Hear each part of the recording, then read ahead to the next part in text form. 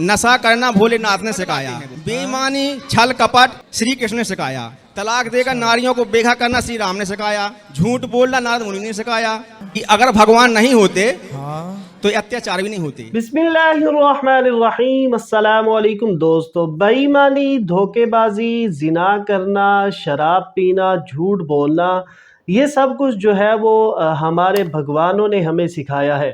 दोस्तों, ये कहना था एक हिंदू शख्स का पंडित अनिरुद्ध आचार्य से। उसने कहा कि आज दुनिया जितने भी गलत काम कर रही है उसके पीछे जो है वो हमारे भगवानों के हाथ हैं। हमारे भगवानों ने ही इन लोगों को ये चीज़ें सिखाई हैं। वो अपने ही भगवानों पर जो है वो इल्ज़ाम लगा रहा था। आइए देखते हैं कि मज़ीद उसने पंडित से क्या कहा, पंडित ने क्या जवाब दिया। उसके बाद डॉक्टर जाकिर नाइक साहब का जवाब भी जानते हैं।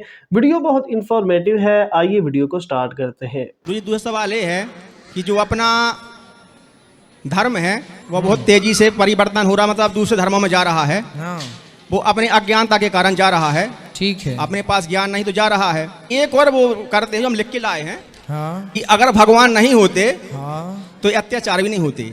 ठीक है, वो बोलते हैं कि नशा करना भोलेनाथ ने सिखाया। नशा करना भोलेनाथ ने सिखाया। कब सिखा दिया? किसको सिखाया? किसका हाथ पकड़ के उसको चिलम पकड़ाई? किसको? भोले भाले लोगों के लिए बगलाते हैं। बेईमानी छल कपट श्री कृष्ण ने सिखाया। अच्छा, तलाक देकर नारियों को बेघा करना श्री राम ने सिखाया। झूठ बोलना नारद मुनि ने सिखाया। और बोलना कि तुमको क्या सिखाया? खुद दूध से नहा करके भक्तों को खीर बना के दूध से खिलाते थे। वो तो बोलते हैं कि भगवान राम नहीं है आपके। राम नहीं है। जो उल्लू है ना, वो कहता है सूर्य नहीं है, क्योंकि उल्लू को सूर्य दिखाई नहीं पड़ता। तो उल्लू कहता है कि सूर्य नहीं है, तो क्या उल्लू की बात मान ली जाए? उसी तरह ऐसे उल्लुओं के बोलने से क्या राम जी के अस्तित्व में प्रश्न चिन्ह लगेगा? जो गुरुजी तो आपसे जुड़े हुए हैं वो तो नहीं मानते, लेकिन जो कुछ अज्ञानी है वो मान जाते। जो नहीं मानते वो जाए चूल्हे में, ना माने। ऐसी तो रावण भी नहीं मानता राम जी को। मेरा नाम तोपूपाल है, मैं मेघालय से आया हूँ। मेरा सवाल है, हम लोग श्री कृष्ण को सबसे बड़ा भगवान मानते हैं। जब हम हिंदू शास्त्र पढ़ता हूँ, उन शास्त्रों में लिखा है कि श्री कृष्ण ने शंखचूड़ के बीवी तुलसी देवी को बलात्कार किया, तो क्यों हम एक बलात्कारी को भगवान माने?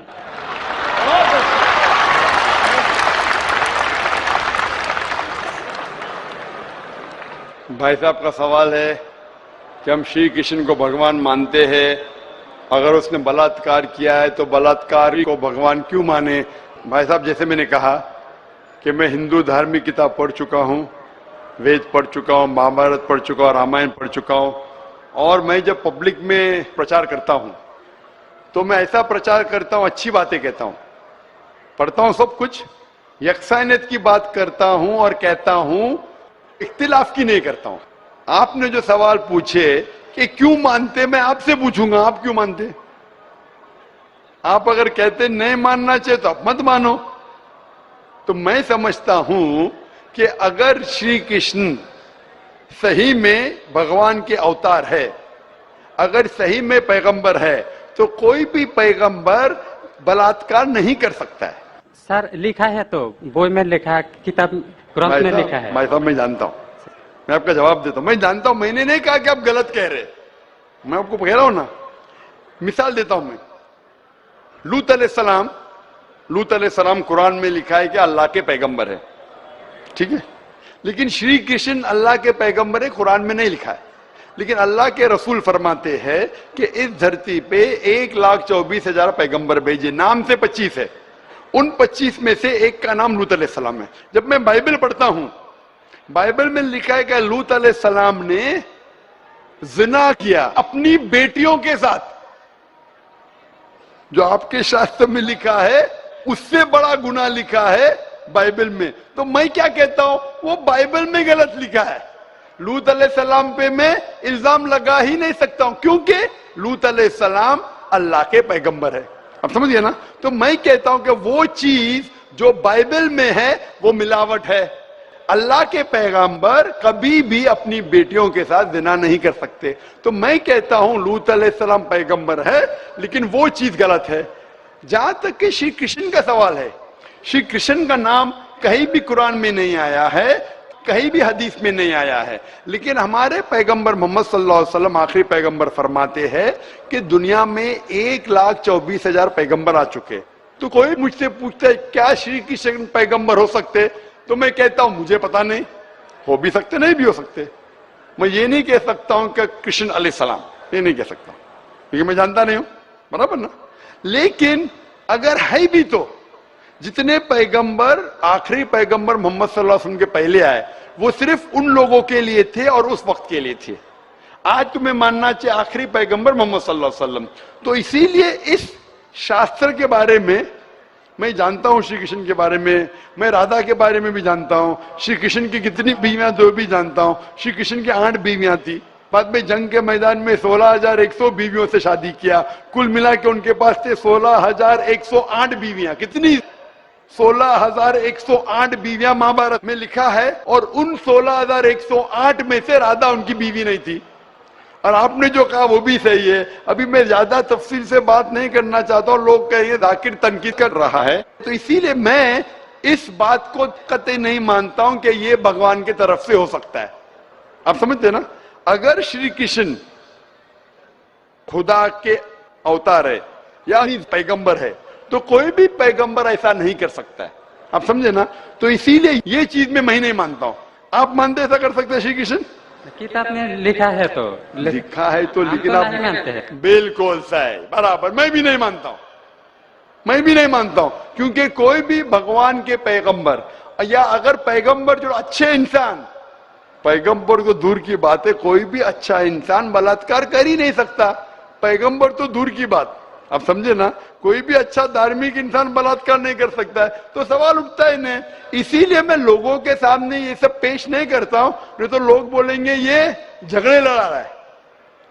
आप समझे ना, मैं झगड़े लड़ाना नहीं चाहता हूं। कुरान में नहीं लिखे क्या, जो चीज यकसा नहीं है वो पेश करके लोग को लेके आओ।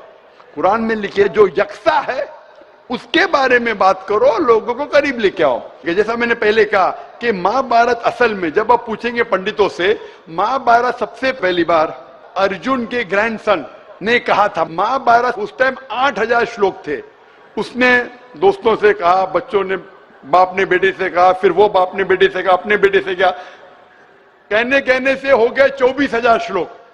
अभी 8,000 से 24,000 16,000 तो कोई ना कोई लिखाएगा ना, खुदा ने थोड़ी लिखे, वो तो इंसान ने लिखे। आज के तारीख में 1,00,000 श्लोक है, तो ये सब मिलावट है ना, तो ऐसे मिलावट आती गई। इसीलिए मैंने जब पूछा कि अगर 1 गिलास पानी है, साफ पानी है, 1 कतरा गटर का पानी आपके सामने डालूंगा, आपके सामने डालूंगा, गंदा पानी, काला पानी, 1 बूंद उसे मिलाऊंगा तो नजर नहीं आएगा, आप वो पानी पीएंगे? क्यों? मिलावट है। अगर चुपके से किसने मिलाया आपको नहीं पता तो शायद पी लेंगे, बराबर ना। तो जब पता चल गया कि मिलावट है बाकी शास्त्रों में, तो साफ और सुथरे शास्त्रों की तरफ आओ ना। इसमें एक भी मिलावट नहीं है। चैलेंज है कुरान में, कुरान का चैलेंज है। इसीलिए जो लोग तनकीद करने की कोशिश करते हैं, एक फेमस आदमी है विलियम मोर, जो बहुत तनकीद करता है इस्लाम का। तो ये विलियम मोर ने, जो सबसे ज्यादा कट्टर खिलाफ था इस्लाम के, 200 साल पहले लिखा कि एक वाहिद मजहबी किताब जो 100% अभी तक के हूबहू वही है, जरा भी मिलावट नहीं है, वो था ईसाई। उसने कहा वो कुरान है। तो जो तनकीद करने वाला ऐसा लिख रहा है कि 100% वाहिद किताब जो 100% अभी तक सही है वो कुरान है। तो इसीलिए अगर आपको पता चला कि बाकी किताबों में मिलावट है, तो आप सही किताब की तरफ आ जाओ, कुरान की तरफ। तो दोस्तों ये थी आज की वीडियो। उम्मीद करते हैं वीडियो अच्छी लगी होगी। ऐसी ही इंफॉर्मेटिव और इस्लामिक वीडियोस के लिए चैनल को सब्सक्राइब करें। मिलते हैं नेक्स्ट वीडियो में। अल्लाह हाफिज़।